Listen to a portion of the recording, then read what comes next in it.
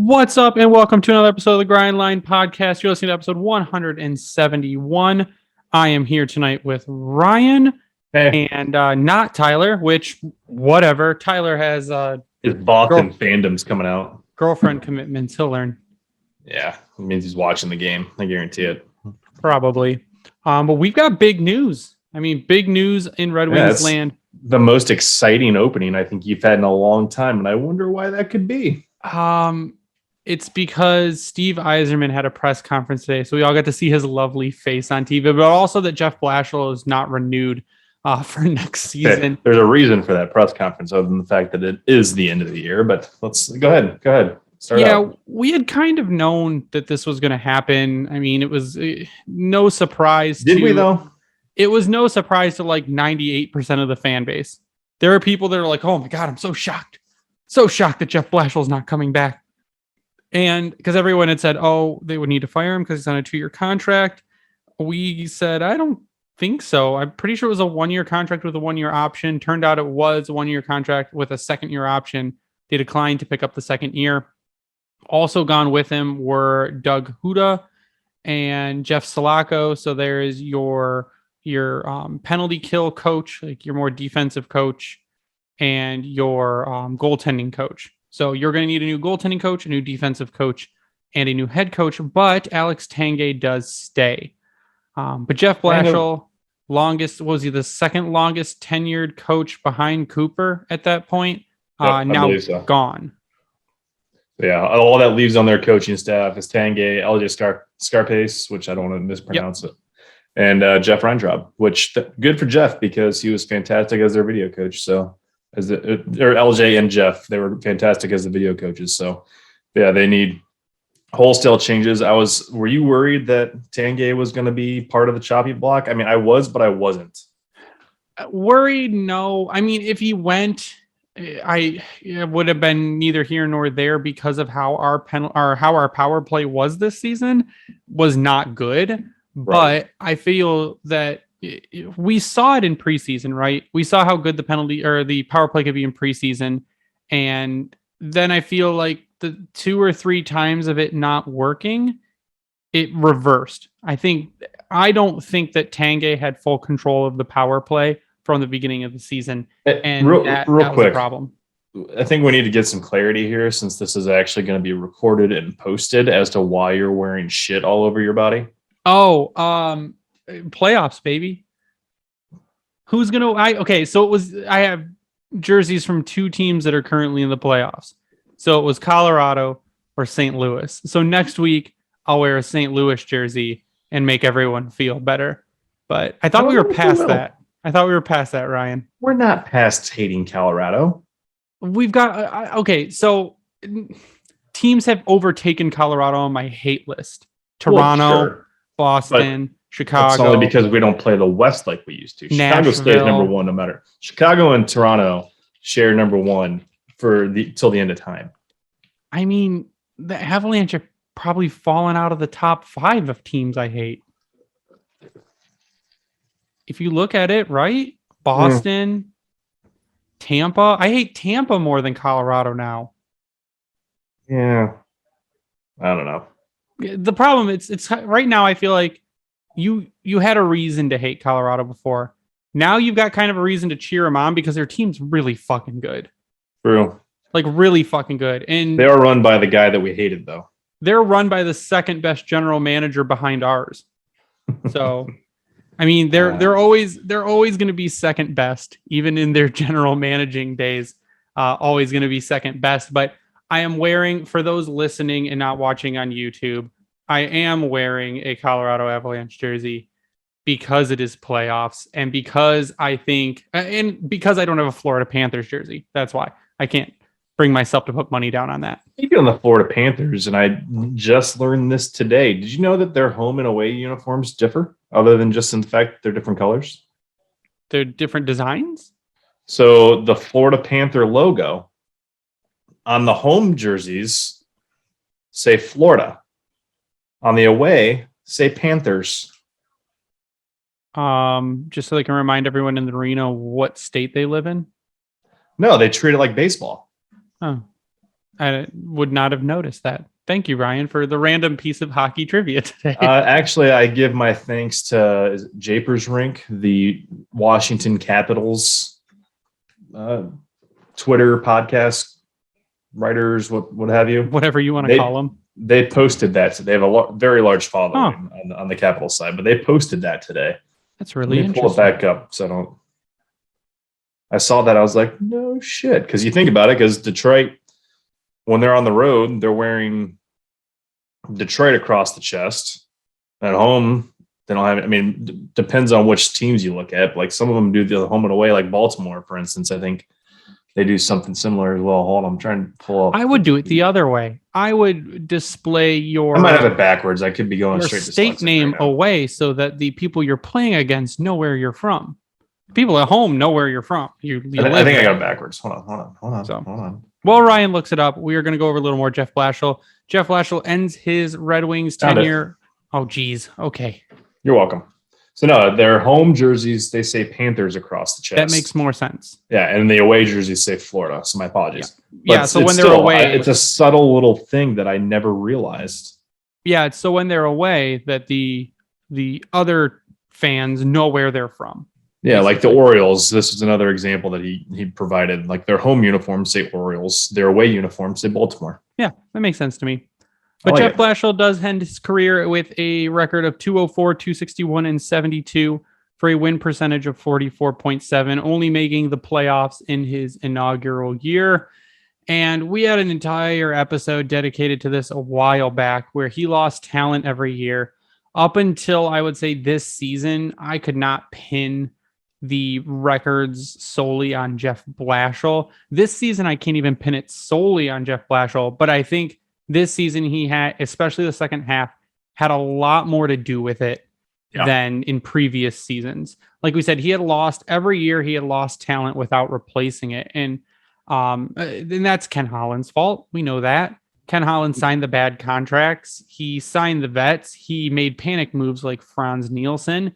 He tried to rebuild on the fly and keep the streak alive, and that hurt the team in the long run by depleting their system and just overall sandbagging them with shitty players on long, terrible albatross contracts until this season, where the only terrible contract left was Danny DeKeyser, right?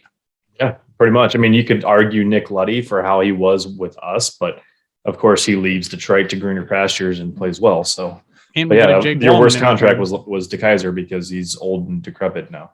Yeah, so it's this season, you could say, and it went off so good first half of the season up until the All-Star break. You're like, wow, this team is overdoing expectations. And then it rolls around and then they hit the wall. And Yzerman did kind of bring that up today. He said he knew after the All-Star break that the schedule was going to get a lot harder, but there was one reoccurring theme in the press conference today, and that was defense. Yep. The word defense was said so many times. Yzerman said that the team overall never really played well defensively, had a lot to be desired defensively. The defense was bad. They couldn't play defense. So that was kind of the overreaching thing. Yeah, his whole thing on the defense, I think the comments I wrote down were damning because he mentioned the coaching staff, and obviously that's why we see Huda and Blashill being relieved of their duties more or less, or not brought back. Yep. But he didn't stop just there, and he didn't name names, obviously. Why would he? But didn't hold back in the sense that the players basically sucked. Mm-hmm. Like that's the Cliff Notes version is, and from the start of that, like this was right out the gate just about. He's like, that's an area that's going to have to improve. He's going to have to bring in a new coach to see if they can do that. Improve the team with what they have, meaning will there be wholesale changes? We don't know. There's some names brought up internally, more specific, like Edmondson, that he didn't tip his cap to say that he's a lock to be on this team. Yeah, but it's possible. But you bring in a guy like that, you're going to improve defensively. However, you still have to build around that. And that's where we had the mystic Yzerman coming out, where that could be trades, that could be free agency, that can be internal. We don't know. I love Steve Yzerman. I think we're going to take kind of his bullet points, the questions one by one tonight, and go over that press conference that he had, because he did have, they really didn't do, in the Red Wings, I don't recall them doing it last season either, a locker room kind of clean out where the players get in front of the media and do their final things. Maybe they had something over Zoom after the fact, but they didn't get the players out today, but they did Yzerman's availability. And I think we should go one by one and take these kind of questions as to where they're going, and then end with what we think is going to happen next. So the first thing I had written is that Yzerman said that the team had gotten to a point, that's this season's team, fundamentally, with or without the puck, they had regressed.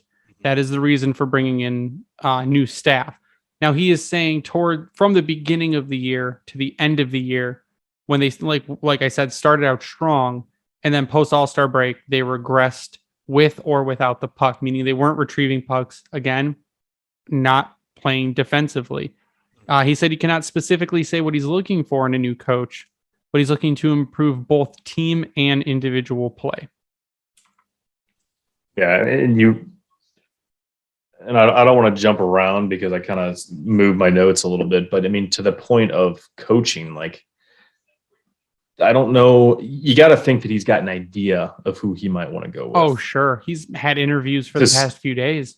You would think. I mean, he kind of made it sound like he didn't have anything lined up, or obviously not tipping his cap. No, there were a few points where he did tip his cap. There was one where he said, "I just talked to someone the other day." Yeah, but he also made the comment. He's like, "I'm going to see what you guys write about. I'm going to talk to people I know to see who they know of, and he's going to compile all these notes." So he's whether or not he's just blowing smoke up people's ass for the sake of it, it's very possible. But to me, it sounded more like there was uncertainty rather than knowing where he wants to go with it. Now, I'm sure he's already got a list compiled. Oh, sure. For who we're talking about, that'd be silly of him not to. But it's the timeline, I think, is going to be critical. And I know Art mentioned that later on, like, how quickly is this going to happen? And he danced around this a few times. Like he jokingly said it, that he'll have a hell of a coaching staff in place by training camp. We know realistically, if he doesn't have his coach locked in before the draft, it could cause problems. Yeah. Because new players, new system, you need that buildup in that time to get something in place. Now, that's granted, yes, training camp is where all that has to come together, but there still has to be communication in between. And you need to build that familiarity is what you need to start doing between the players and the coach. They've got to get together. They've got to do some of their bonding exercise, team building exercises. Maybe they'll go bowling somewhere, or go to Top Golf, rent out a Top Golf and go golfing. But yeah, you got to kind of get that familiarity. You can't wait all the way up until training camp to put in a new coach. No, it's just not going to work with the team. Some of the other things he said around that same subject, he said that the Wings were keeping up with the team in the same position as them and knew it was going to be a bigger challenge in the second half. Some of it was sustaining high level of play, but he kept mentioning the need to get better defensively. I said, which we totally agreed. He also said that he is looking at all of the top leagues in the world, that good coaches are able to adjust. That is one thing that we had continuously brought up, is Blashill not being able to adjust to what is happening. Yep. He said good coaches can adjust. At the end of the day, good coaches know the need and they get the players to play to it. I actually wrote down that specific quote. Yeah. So it was, good coaches know what the needs of the team are, have certain standards, and try to get their players to play to that. And as you just mentioned, that didn't happen. I mean, you could argue maybe early on that it kind of did, but I think at the same time, they were just scoring goals and keeping pace to kind of cancel out for that. They weren't really adjusting. They were just doing what they had to do to survive. The second half of the season that got exposed. Yeah. Yeah, they made a lot of backwards adjustment where, like you said, the first part of the season, they were playing really well. And you could see it. There was pressure. They stopped the dump and chase. The power play was good. And then maybe there were 2 games in a row or 3 games in a row where stuff started to slow down. Then you'd see the dump and chase start to come back. You'd see the power play start to get stale and be too much passing and not enough action. And I think at that point, what happened is Blashill reverted to safe hockey, and safe hockey doesn't win games. Yep. You've got to build the pressure. You've got to sustain the pressure. You've got to try new things. And that's part of Yzerman's thing is good coaches can adapt. Now, it's not saying Blashill's not a good coach, because he even said later on that Blash is a good coach, knows the program because it was dictated by Steve, did an outstanding job leading the organization in a very difficult circumstance, that it wasn't a complete, quote, shit show. Literally, I'm putting that on a t-shirt. I'm putting wasn't a complete shit show, Steve Yzerman 2021-22 season. You should put that on a shirt. I think that thing would sell. It'd be amazing.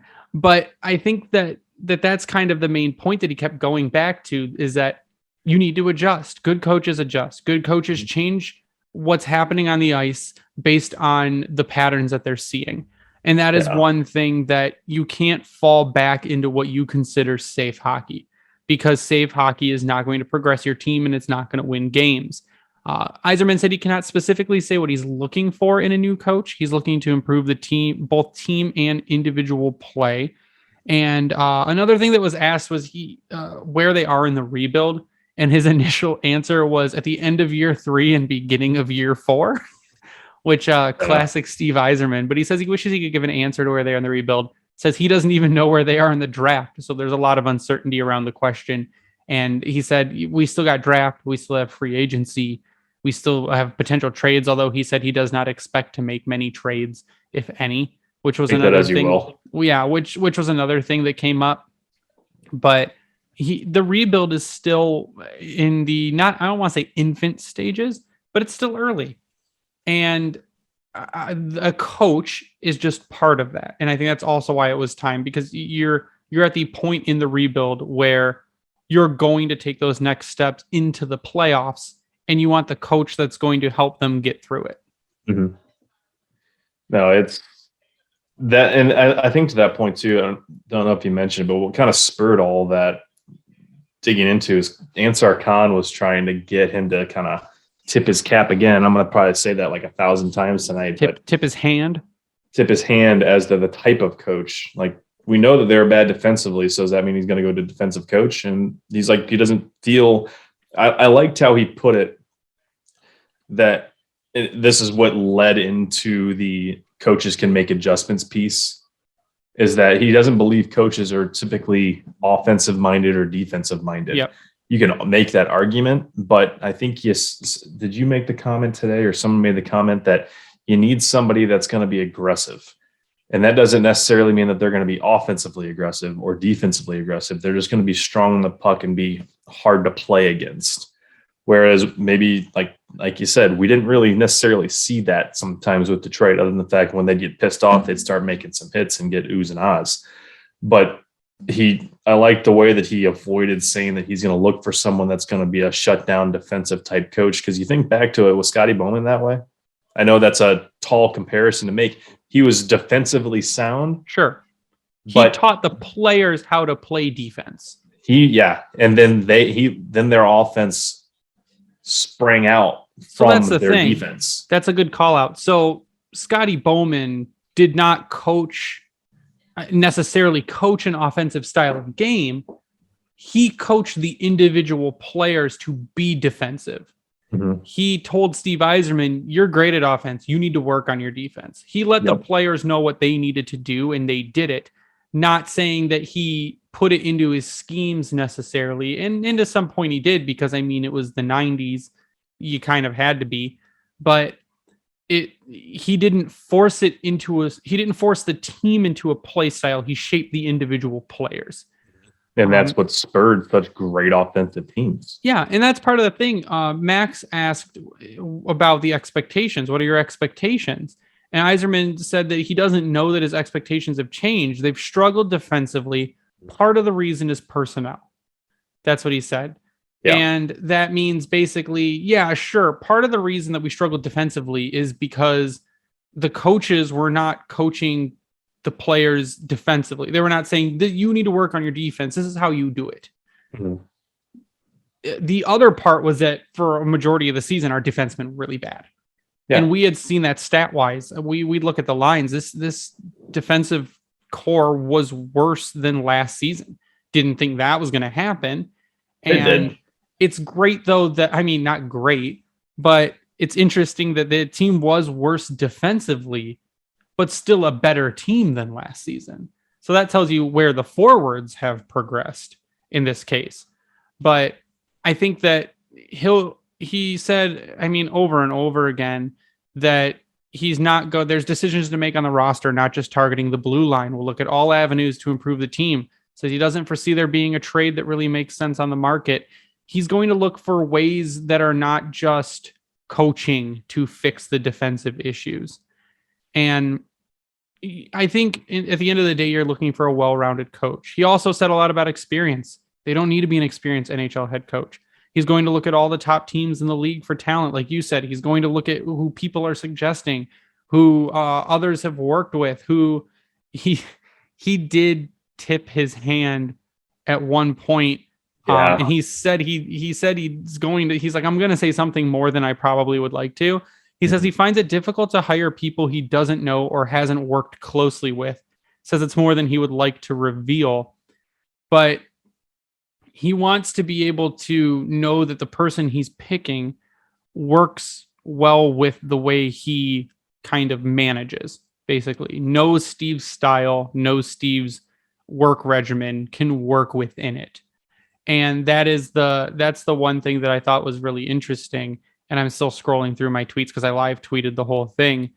And he's not, that tells me that you can really limit the coaching search if he's going to say, I'm only going to hire people that I worked with, because he had mentioned, he had also mentioned like young coaches or new and experienced coaches in the league. When he mentioned John Cooper, he mentioned Sheldon Keefe in Toronto, but he also mentioned Guy Boucher as a person that he had hired that he didn't know well enough, and it ended up not being great.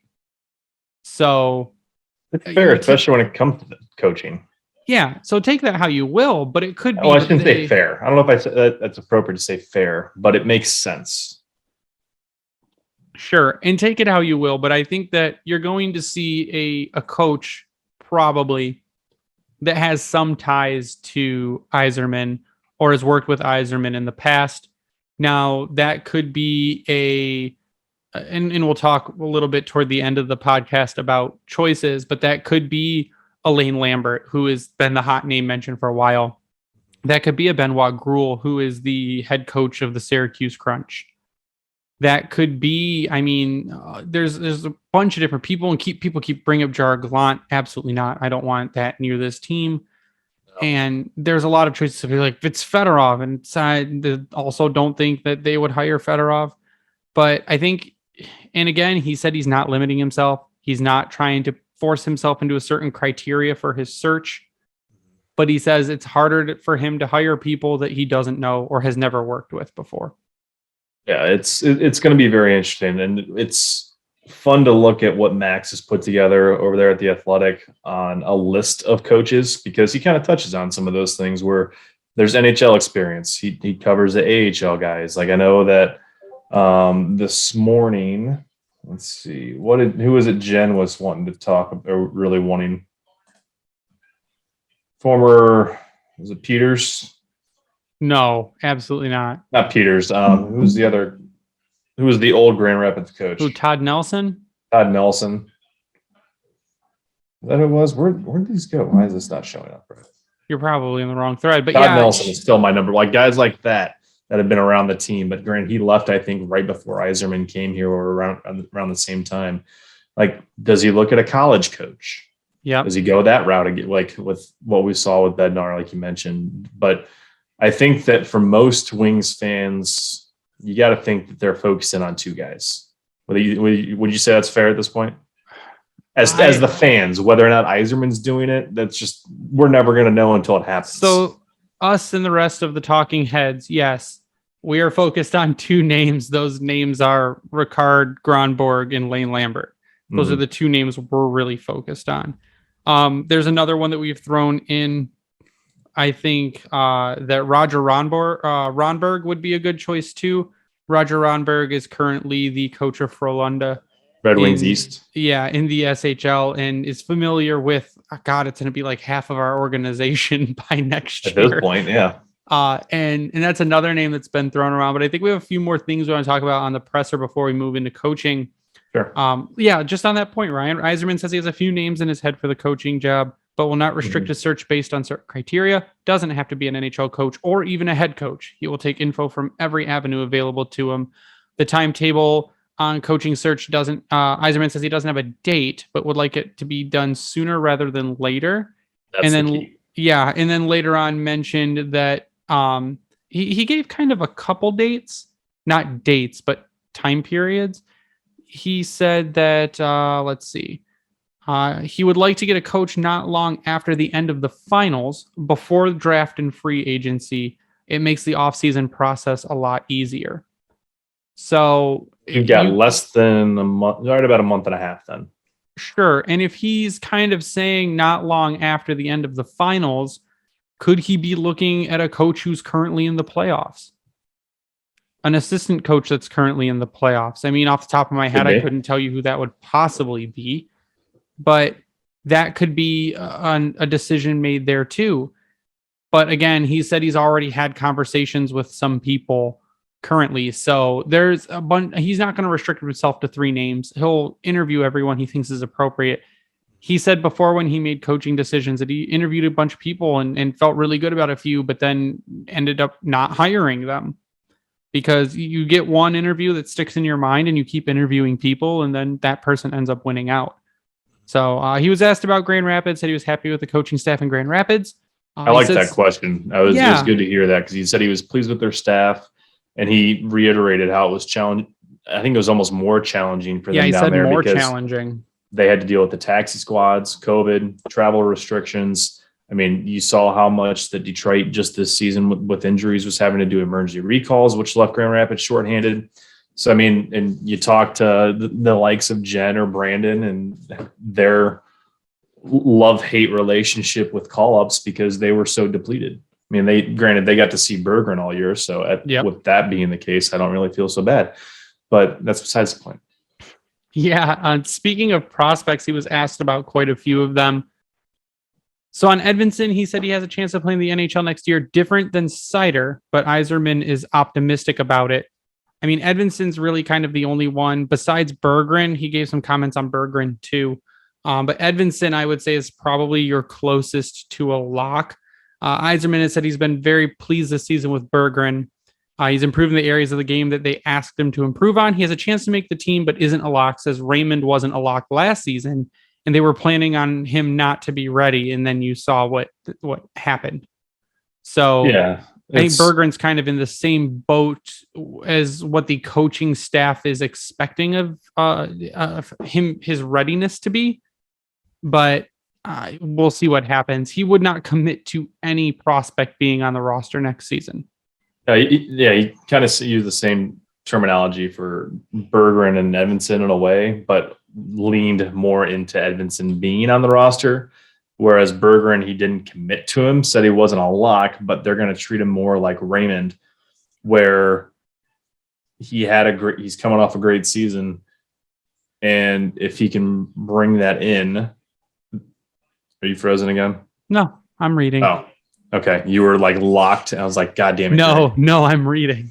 But no, the door is wide open. Basically, he said that Berggren, he's not destined for Grand Rapids. Yep.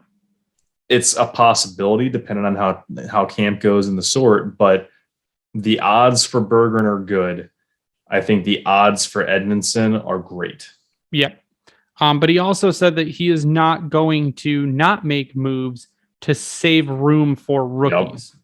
So in free agency, he thinks he's going to make the moves that he feels will better the team, regardless of rookies making or not. You have to, at the end of the day, you come up with your final roster. You got a top player out there, you're going to go get him. If absolutely. But he also said that he doesn't intend to trade prospects or high draft picks for players.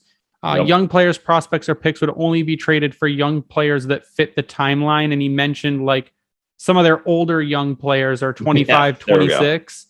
And they would have to, people they bring in, he said he really probably wouldn't bring anyone like trade picks or prospects for anyone older than that. because they're not going to fit the team's timeline. He's basically saying that at the end of the day, your veterans on this team are going to be guys like Bertuzzi and Fabry and Larkin, and I'm not going to go trading for old players because in the end of the day, it's not going to matter. They're not going to be here when they make the playoffs, so why spend assets on them? That'll speak highly again to the type of contracts we could expect in this offseason, depending on how old the guy is. I mean, we've already seen it up to this point from day one. You're seeing 1 and 2 year deals unless you're under maybe 26 years old, then you might get 3 depending on who you are. But even because the only person we can expect to be seeing a long-term deal right now is going to be Larkin, and hopefully we see that as soon as the season's over. Yeah, I think you could also maybe see one with Bertuzzi, depending on how he wants to do it. Bert's gone real short contracts. I mean, he's also been gone through arbitration. You might see a 5-year contract for Bertuzzi. You could see a 5-year. I don't see many 6-year contracts, but I think you either give him 5 or he goes 7 or 8 on Bertuzzi. Honestly, at this point, I think if he can lock some of these guys up for that type of term, the better with the cap situation. Oh yeah. Yep. We're gaining a million coming into this next season. And then it's, knock on wood, it's only going to go up from there. Yeah. So get these guys now, especially the Larkin deal. Yep. This is going to be a Stamkos 2.0. Now I get it. I'm not trying to make the comparison between those two as players, but when it comes to the contract situation and having that team friendly deal, quote unquote. Yep. Like that's what you're hoping for. And the way that maybe you could say it was his coming out party this year for Larkin, showing that he is deserving of a top center conversation. You saw 100 from the start of the season, 100% healthy Larkin. Yeah. That's what that was. And 100% healthy Larkin on a fucking tear. And the captain of this team, we're not going to be as bad as we were last season. Came out fucking guns blazing, almost a point, like 2 points off a point per game pace.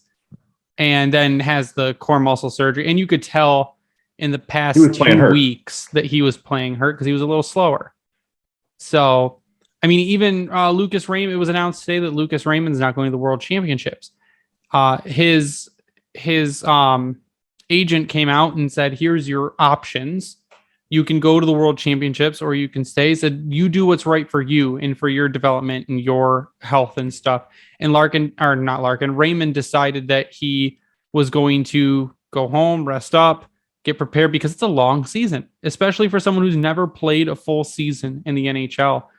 But imagine, and someone said earlier on Twitter, imagine having November Lucas Raymond for an entire season. And I would say the rookies didn't technically hit the quote rookie wall this season. They did slow down towards the end, but we're just lucky that they didn't come 2 months ago, just stop production. Yeah, we didn't see it stop at the All-Star break or something. Exactly. So that's the one thing that we were looking at there. On the other prospects, Steve says Elmer Soderblom isn't signed yet. He had an informal chat with his agent, and there's mutual interest in a contract. Would like to bring him to North America next year, whether in Detroit or Grand Rapids. He did say that, whether in Detroit or Grand Rapids, when speaking about Elmer Soderblom. Says he hopes that Elmer makes the World Championship roster. As of today, he's still there with the team playing an exhibition, but has not been named to the final roster yet. I think to me, hearing that about the Lord Elmer. Yeah, the behemoth. Because that is a different type of player that Detroit doesn't have. I mean, you could say that Rasmussen fits that mold strictly, but it's strictly because of size. Yeah. I love Raz. He's probably the most improved player on this team this season.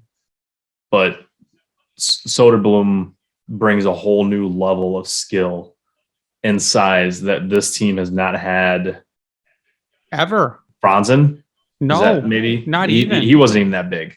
No, I mean, Yzerman also went on at length about Elmer Soderblom and how he's huge, but he's also athletic, really athletic.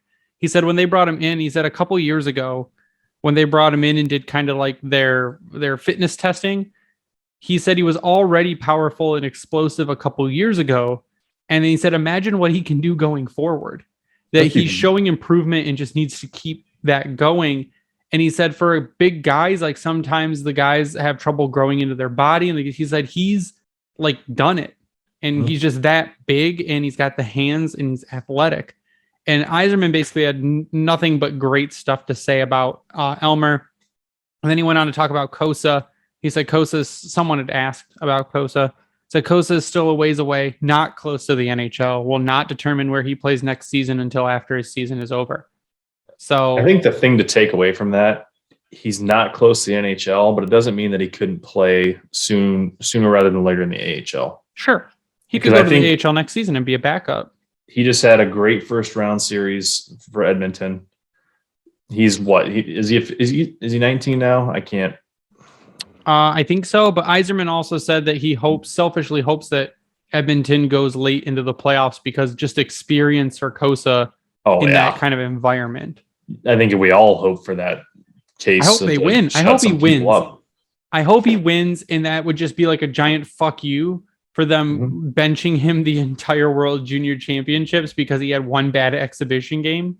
Well, hey, look how many players improve or bounce back like no other from getting a snub. Look at William Wallander.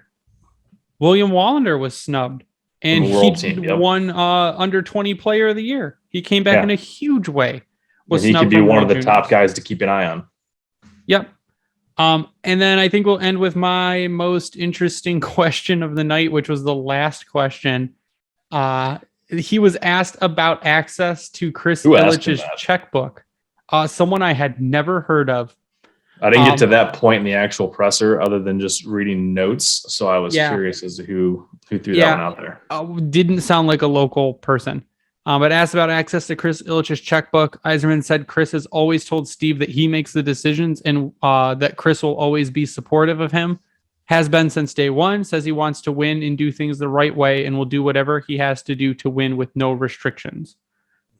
So that's the one thing people kept saying. Chris Ilitch is cheap. Chris Ilitch is not going to let him pick the coach he wants. People had said that they knew for a fact that Ilitch told him that he had to keep Blash because Blash was cheap. And that is not true. Of course, that's not true because that would be stupid. And that's not a smart thing you want to do if you want to make money off your professional sports team. So I don't know why people would say that or insinuate that. But that is the answer to the Chris Ilitch not giving Yzerman enough money bullshit. No, I think if he didn't, sorry, I had a piece of ice in my mouth and you stopped quicker than I thought you were going to. Don't choke, Ryan. No, it's just cold. It's cold on my teeth. I think if that wasn't his answer, now he in no way, shape, or form is Al Avila, which I think has now very quickly found sours back amongst the fan base again, or if they never really left for that matter.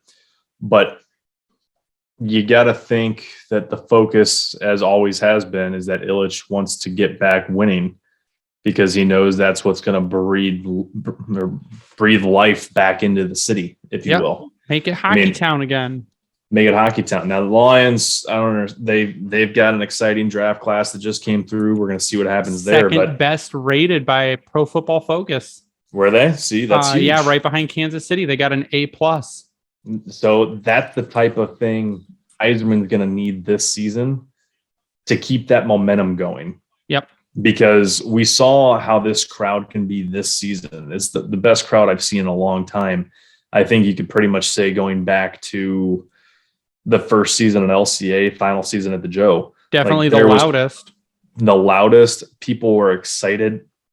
I think online engagement was much more. I mean, now granted, I'm kind of discounting the last 2 years because of everything that's been going on in the world. But even before that, up to that point, the crowd and the fans weren't this excited, maybe with the exception of when Yzerman was actually announced. And to have that going into this offseason, still with that excitement, now you add on to it that Blashill's gone. I still hope that there's some tempered expectations. We know what Yzerman's are, and that's to win. That's his job.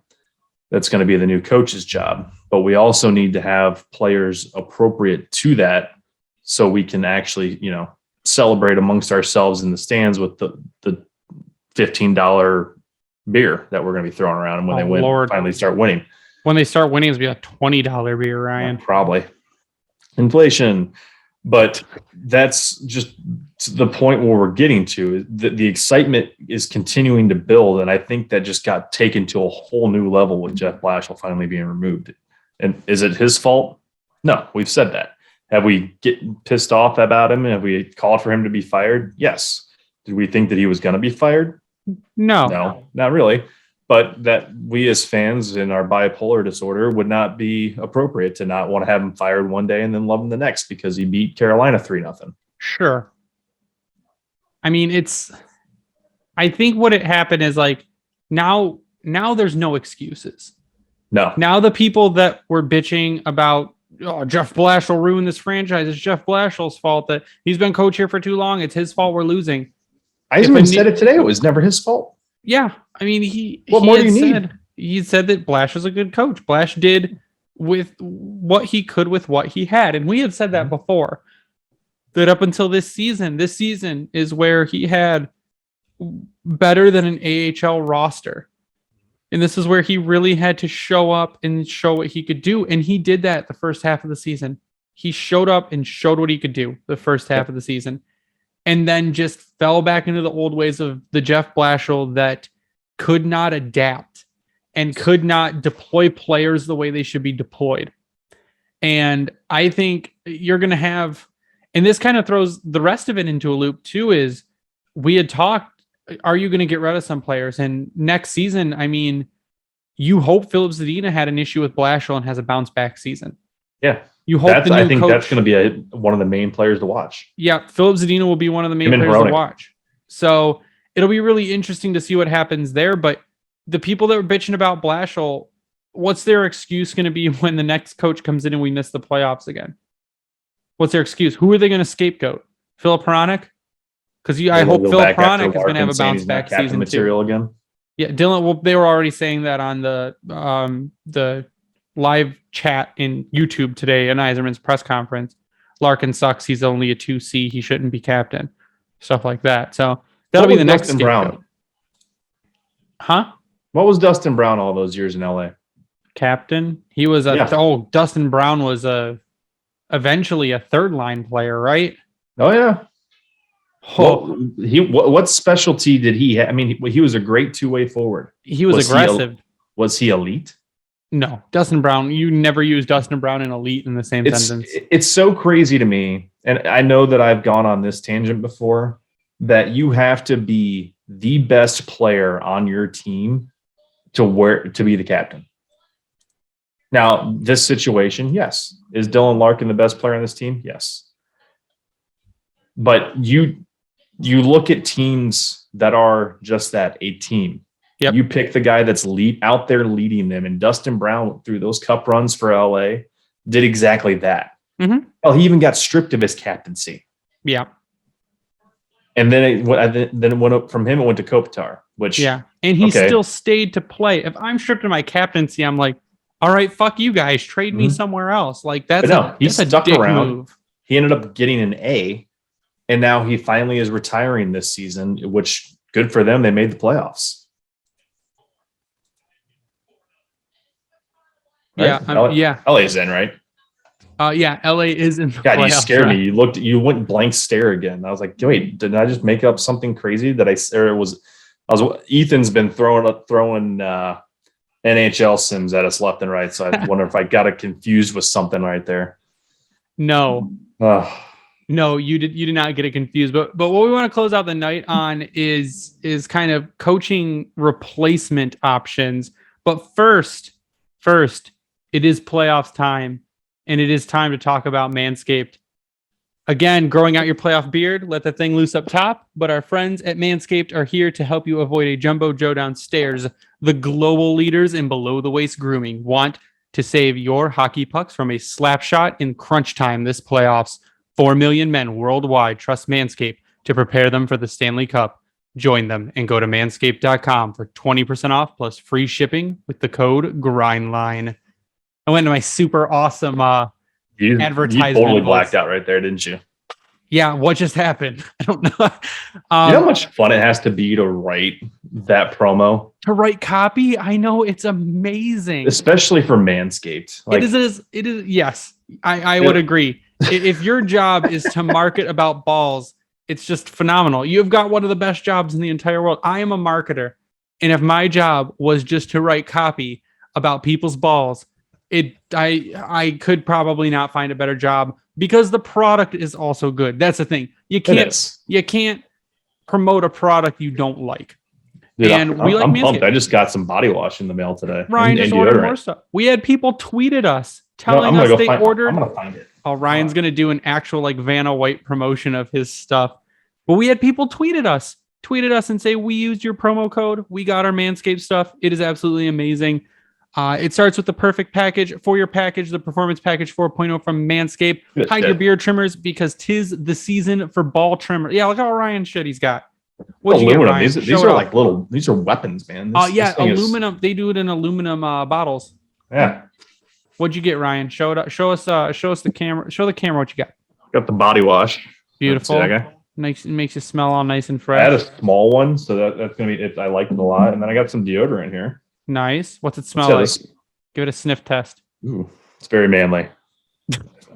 Smells like men. I don't know. I don't know how to describe it. It smells good. Does that count? I think they use the term cologne scented. It smells like a good cologne. Smell that? That's the magic of our underarm deodorant. Featuring Manscaped signature scent and formulated without aluminum. Your underarms and everything else will thank you. Great. What was the other thing you got? Did you get the shampoo? No, I didn't grab shampoo because I had shampoo. Got it. So the Lawnmower 4.0, that is their main product. Lawnmower 4.0 is waterproof and also has a 400K LED spotlight. You need more precise shave. Check your pubes into the boards with ease this summer. These lines, they're just amazing. The Weed Whacker nose and ear hair trimmer is also included in the Performance Package 4.0. It's also waterproof, has skin safe technology, so you can keep the unnecessary roughness on the ice where it belongs this playoffs. And if you're the Tampa Bay Lightning, you need a little bit more roughness right now, because it is 4-0. They need to go back to metal blades. The Crop Preserver is an anti-chafing ball deodorant to keep your balls sticking to your legs from end to end. No one will be chirping you anymore for having smelly balls. If you have people chirping you about that, there's some big issues. You have bigger. How are they finding out about that? I don't know. Maybe it's a lady friend or man friend or whoever. Could be. And then the Crop Reviver is a spray-on toner. It is made with soothing aloe and witch hazel extracts that will give your balls a boost. Manscaped even threw in their shed travel bag to keep all your gear stored comfortably. It is awesome. That's a nice bag. Yeah, it is the best travel bag that I've seen in a while. Like crocodile skin. It is amazing. It is smooth. It is as smooth as your balls will be with Manscaped. But yeah, go on.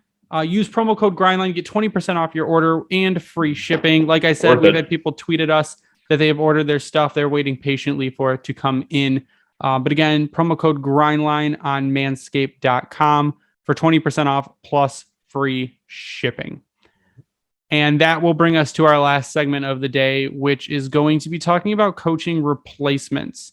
And it's kind of a rough thing to do even after today when Yzerman said the words he said. Max Bultman did actually a really nice write-up. A really nice write-up on The Athletic of possible coaches.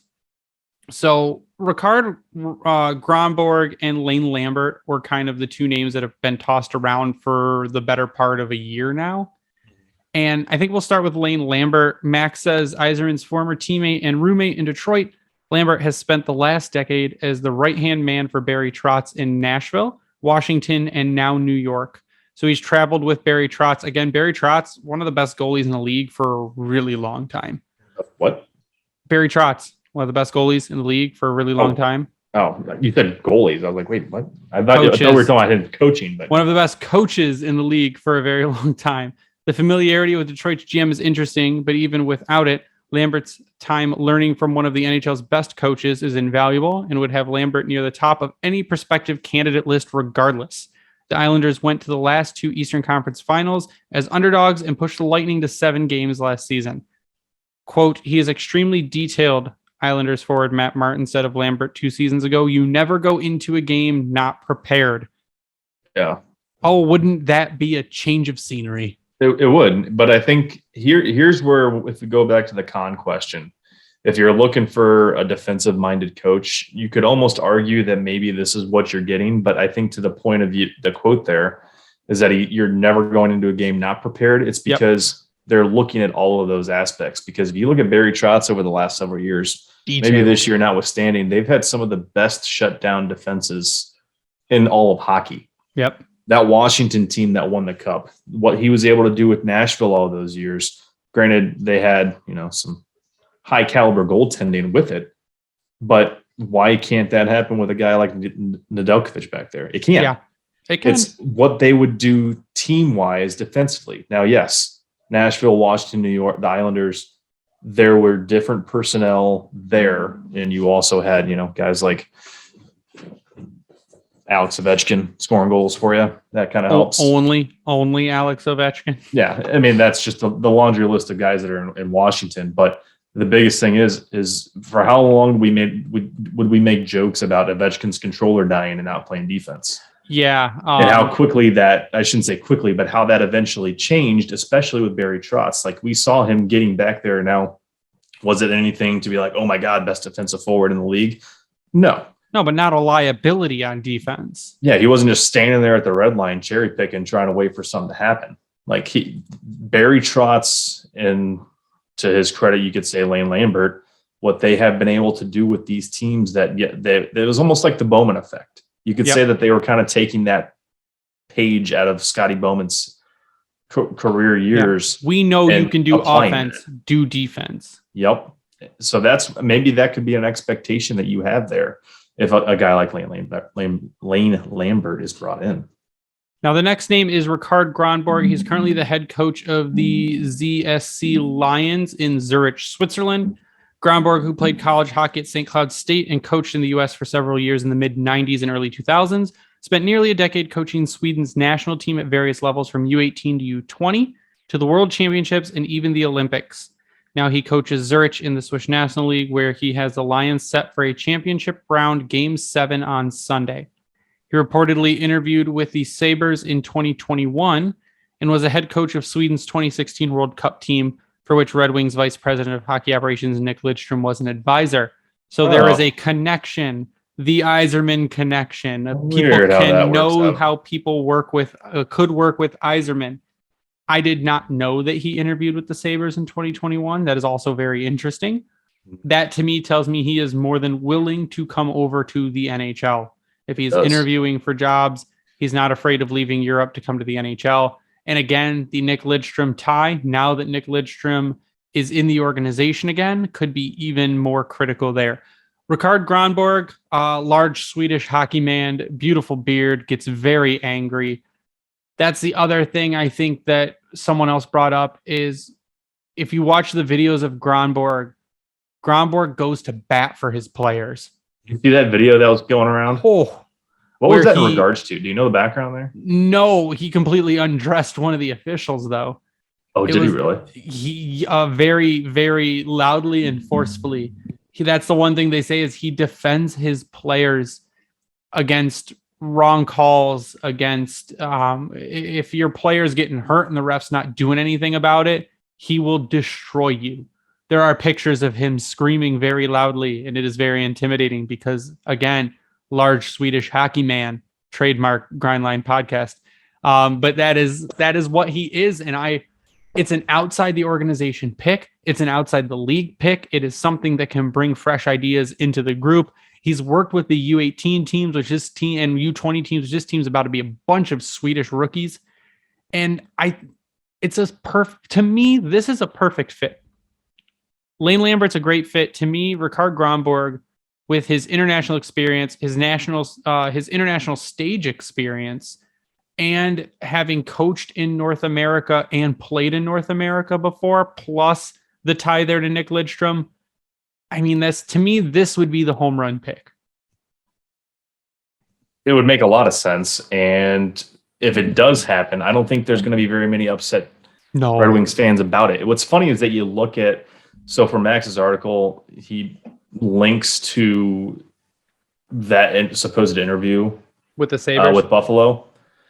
And the first thing we said, that the first comment that pops up, we don't need another international coach that has done nothing in the NHL. We just went through the Kruger fiasco. Okay, boomer. That's how badly hurt Buffalo fans were. But I don't think that you're going to run into a situation here where you're going to have some guy coming in and resetting your rebuild, if you will. No, not at all.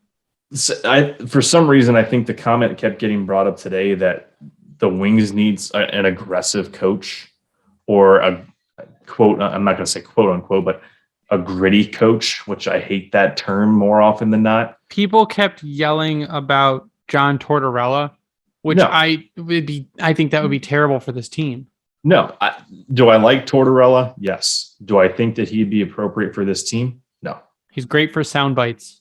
He is great for sound bites. I enjoy watching him on ESPN right now. I think that he'd be better off staying there. Well, I think ESPN would prefer to keep him there, but he also made it very clear earlier this season that he wants to get back into coaching. So to see him get brought up with Detroit isn't a surprise. But I really don't think that with what we saw in Columbus, now, yes, I think he did turn Columbus around and he had a great tenure there, but much of the issues were younger players. Yeah. And specifically Laine, Pierre-Luc Dubois, two of your top guys. Granted, they were traded for each other, but the drama just kept building upon itself. And it was with some of those guys, like you saw it with not the Zingle, who's the other, Roslovic. You saw it with him. Yep. A lot of the guys that is what Detroit has right now just doesn't fit what he could necessarily bring. And that's where you could potentially see a regression. We don't need that. I feel like with a team that's going to be made of mostly rookies, where your oldest player is probably going to be Dylan Larkin after a while. Mm-hmm. You need a coach, I think, who's going to be aggressive in standing up for his team, but patient with their development. Hell, if the player that I think is potentially getting re-signed is re-signed, we could see Magnus Hellberg being the oldest player on this roster next season. And I think Hellberg, he played great in he played very well in the first game for this franchise. Mm-hmm. And he won. I mean, he played good. He had some really good saves. There were some really good saves in there. Yeah. It was a very Jimmy Howard-esque performance. Well, he also hadn't played in a while. No, but for what he came into, the fact that he was able to hold on and get a win, he was under relentless pressure, especially toward the end. Yep. Like, you got to think that maybe, and I think that's his expectation as well, that he played himself into a contract with Detroit next season. Mm-hmm. If that's the case, I think that's a win. Do you sign him for a 1-year deal? Maybe two at most, but I don't know if you want to have that overlap or have him right there linked with Ned, but I guess at the same time, it won't necessarily matter. So, yeah, but no, he could be the guy that we're talking about as the oldest one in this. He just turned 31 a month ago. I mean, if Stahl comes back, then he obviously takes back over the grandpa status. Osterley is going to be 30 in June. No, he still has one more year. I can't see. I mean, why? I don't know, but he does. I don't know what you do there. But I mean, other than that, like, you send Turner Osterley to Elson's Grand Rapids on the roster, but he'll. I doubt that anything happens there. Say it again. I'm sorry. You send Osterley to Grand Rapids? I would. I mean, I would too. You're gonna need at least. I mean, you could carry Osterley as an extra, but at this point, I'm probably carrying Gustav Lindstrom as an extra. Yeah, I think that's more appropriate. I don't really necessarily see who is going to steal, if you will, Osterley from us. But at the same time, you never know. He fits the role of a depth guy. I mean, when used sparingly, he's okay. But when used loosely. Consistently on a top pair or on a middle pair is a bad idea. Yeah, the person he's replacing should not be in the top 4. No, absolutely. As simple as that. And because if he's doing that, then you're in a bad position. And that's where we saw this team at the end of the year. So So another name that keeps coming up in the conversation recently is Roger Ronberg. Roger Ronberg is currently the head coach of Frölunda. Max says the Red Wings love drafting from Frölunda, the Swedish club from which Detroit has plucked Lucas Raymond, Simon Edvinsson, Elmer Soderblom, and more in recent years. Could they lure away its coach, who has led the club to 2 Swedish championships and the European Champions League 4 times? NHL teams historically have not hired many coaches out of Europe, but considering how many Swedes, in particular, Detroit has drafted in recent years, the idea of bringing in a coach who speaks their native language as well as English could be fascinating. Before coaching for Frölunda, he led Sweden to World Junior Gold, and his former players speak highly of him. Quote, kind of has that charm between being able to let loose around his players, but also demand a lot when it's game time, said Avalanche forward Gabriel Landeskog, who played for Ronberg in the 2010-11 World Juniors. I mean, if you're going to grab all the Frölunda players, you might as well grab their coach too, right? As long as there's success that comes from it. And we've seen that Frölunda is a successful team. Yep. We know it as to how the current draft stock is performing there. Now, yes, some of the guys have been sheltered, but that's also to protect them a little bit, to not get them overexposed, hurts, what have you, and also just get used to the game. Now, we saw what Raymond did. We saw how well and how important Edvinsson was to them this season, and Soderblom for that matter. So we know what he can do with younger players, which is going to be key. And we know, and this goes right back, all the names that we mentioned that Max had listed out here are people that Yzerman is familiar with. Yep. It just, this is the big one of where it all kind of circles back to. And really, you could say that about majority of many of the names that Max listed out throughout the rest of the article, which definitely go check out if you have your Athletic subscription. But like, I think, to me, as we said, and we haven't even touched on, former players that played with Yzerman other than Lambert, but other former Red Wings that were, oohing and eyeing on over. But Gronborg, like, you see that connection there, and the fact that he's worked with Lidstrom for probably several years. Frölunda, Red Wings East, that connection with prospects and players, that there's constant communication there as to what they've got going on. Lambert, you touched on. To me, I think that's your top 3, or what I would prefer is the top 3. Yeah, and Ronberg's been a coach for a really long time. I mean, he's been the coach of Frölunda since 2013-14. So next season would be his 10th year as a head coach of Frölunda. I mean, that's what does he have family-wise? Because that's going to be the big one. Are these guys in position are they going to uproot their family and come over? Or are they in a position where it's just, what's that? He's 50 years old. So probably not. I mean, you're probably in a position kids are there off doing their thing, or if he has kids, I don't know the details of their families. So I mean, to me, that's neither here nor there right now. Like I said, 50 years old, if you've got kids, they're probably out of the house, or they're close to out of the house, or they're in college. Ricard Gronborg has been coaching in Sweden forever. He's been coach of the Lions since 2019-20. He started off at St. Cloud State University, where he also apparently played. But he assistant coached at St. Cloud State in 94-95 and was a coach in the United States, or in North America, until, 2008, 2009. He was with the last team in the WHL, Spokane Chiefs, in 2004, 2005. So there's that. Ricard Gronborg is 53, so I wouldn't worry about having to uproot family there. And Lane Lambert, you don't have to worry about uprooting family at all. He's been an assistant coach in the NHL since 2011-12. Before that, he was an assistant coach in the AHL from 2005 to 2011. And then before that, the WHL from 2002 to 2005. So they all have a lot of coaching experience in general. And I don't think any of them you'd have to worry about them moving their family. I mean, Gronborg, we said he had interviewed with Buffalo, so he's not worried about that at all. And I think that bodes well. Like I said, right now, those would be my top 3. I mean, number 1, Ricard Gronborg, I think, is my home run. Lane Lambert is the Yzerman, probably. Man. yeah, Lane Lambert's probably the Yzerman safe pick because he knows who he is. And it's not just a safe pick because he's also a really good coach and has been learning from one of the best coaches in the league, but it's probably his safest pick would be Lane Lambert. And then I would call Roger Ronberg your wild card pick, but there's the tie with Frolunda there. So you know that Yzerman has like you said, it has the familiarity. That could also be a double-edged sword though. Yes, there's the tie to Frolunda. So do you burn bridges with the current players that you've drafted playing at Frolunda? I don't think so. I think you would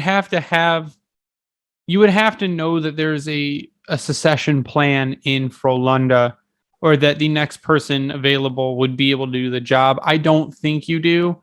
I don't think that the players are really tied to the coach. If anything, I think that's a testament to them going forward and saying, we've drafted you, you've played for this guy, you've all performed very well, so we're going to hire your guy as your future coach going in later. I mean, you could almost treat it as like a Cooper going through Tampa from the AHL to NHL. Well, that's another name that was brought up was Benoit Gruel, and we're not going to go too far into him because my knowledge of him is not super vast. But Max says Gruel was hired to coach the Crunch, the Lightning farm team in 2016-17 when Yzerman was still in Tampa, and made the Calder Cup final in his first season. This season, Syracuse is once again set to finish near the top of the North Division. Perhaps more importantly, though, Yzerman's protege in Tampa Bay, now GM Julien Brisebois, has called the 54-year-old Gruel a hockey genius. That's a big endorsement from the person who took over for Yzerman with the Lightning, and that makes Gruel one of the top names to watch here.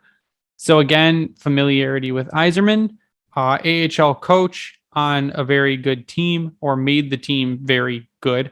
And again, if a person in an official capacity calls you a hockey genius, that's very, very high praise. So that's another name you could watch. Someone that used to work for Yzerman. Yeah. And that's coming from someone who worked for a genius, right? Yeah. So that's another name to keep watch of. But I guess I would say those are your top four. But again, Gronborg is my pick. I mean, heads and tails above everyone else. Gronborg is my pick. I just want that beard. You want the beard? That his beard. Because then that could be a T-shirt right there. You get a picture of him really with just shirts. the outline of his face with just the beard. Fear the beard. Yeah. # fear the beard. Oh, okay. You're we welcome. need it now. We're gonna make You're it. welcome. But we're gonna do final thoughts and we're gonna sign off. Go ahead, Ryan.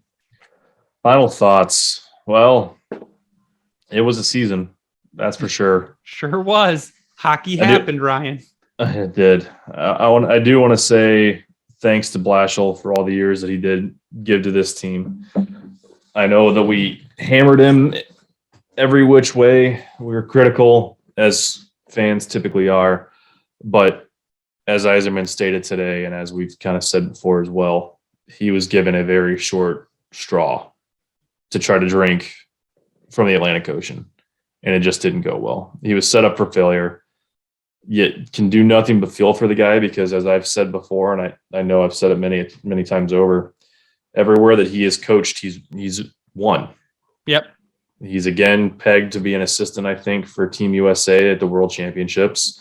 He has had a great, stellar career at the collegiate ranks and even going down past that. So he was given a terrible hand in Detroit, did what he could with it. Yzerman congratulated him for that, but also stated that things just weren't progressing even with an overhauled roster.